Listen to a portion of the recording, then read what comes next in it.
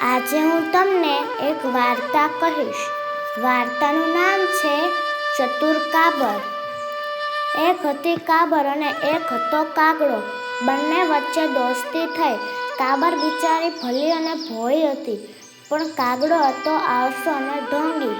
કાબરે કાગડાને કહ્યું, કાગડા ભાઈ, ચાલો ને આપણે ખેતર ખેડીએ. દાણા સારા થાય તો આખું વરસ ચણવા જવું ના પડે અને નિરાંતે ખાઈએ. કાગડો કહે, બહુ સારું, ચાલો. પછી કાબર અને કાગડો પોતાની ચાંચોથી ખેતર ખેડવા લાગ્યા.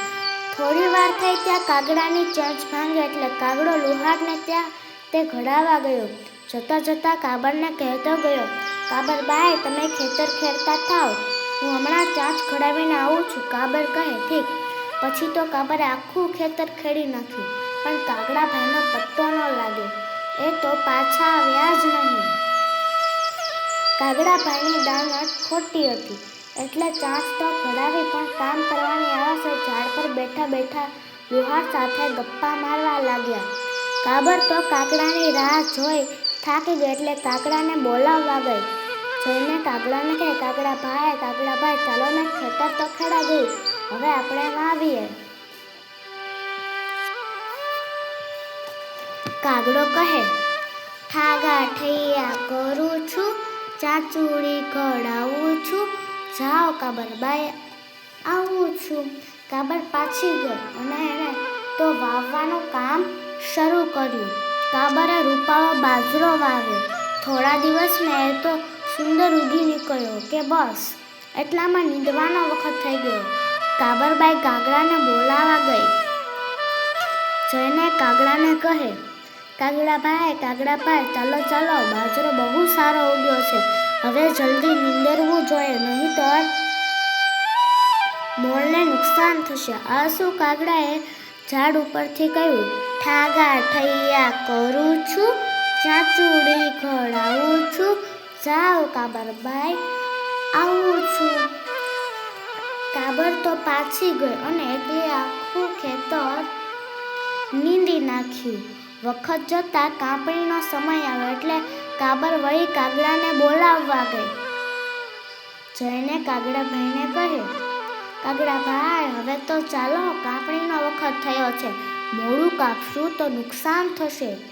લુચ્ચા કાગડા કહ્યું, ઠાગા ઠૈયા કરું છું, ચાચુડી ઘડાવું છું, જાઓ કાબરબાઈ, આવું છું.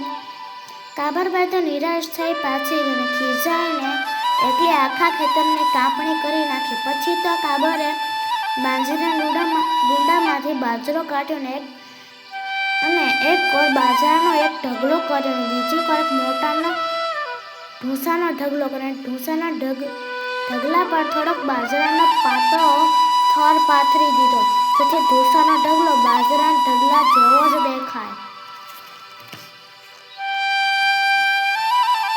પછી તો તે કાગડાને બોલાવવા ગઈ. જઈને કહે, કાગડા ભાઈ, હવે તો ચાલો ને, બાજરાના 2 ઢગલા તૈયાર કર્યા છે, તમને ગમે તે ભાગ તમે રાખજો, વગર મહેનતનો બાજરાનો ભાગ મળશે. એ જાણે કાગડા ભાઈ તો રાજીના રેડ થઈ ગયા. તેણે કાબરને કહ્યું, ચાલો બહેન, તૈયાર જ છું, હવે મારી ચાંચ ઘડાઈને બરાબર થઈ ગઈ છે. કાબર મનમાં બોલી, તમારી ખોટી દાનતના ફળ હવે બરાબર ચાખશો કાગડા ભાઈ. પછી કાગડો અને કાબર ખેતરે આવ્યા. કાબર કહે, ભાઈ, તમને ગમે તે ઢગલો તમારો. કાગડા ભાઈ તો મોટો ઢગલો લેવાને માટે ઢૂંસાવાળા ઢગલા પર જઈને બેઠા, પણ જ્યાં બેસવા જાય છે ત્યાં ભાઈ સાહેબના પગ ઢૂંસામાં ખૂંપી ગયા અને આંખમાં, કાનમાં અને મોઢામાં બધે ઢૂંસા ભરાઈ ગયા અને એમને પોતાની કામચોરી માટે પસ્તાવો થયો. તેમણે કાબરની માફી માંગી. પછી કાબરબાઈ બાજરો ઘેર લઈ ગઈને ખાધું પીધું ને મોજ કરી. જો તમને અમારી વાર્તા ગમી હોય તો અમારી ચેનલને લાઈક કરો, શેર કરો અને સબસ્ક્રાઈબ કરો.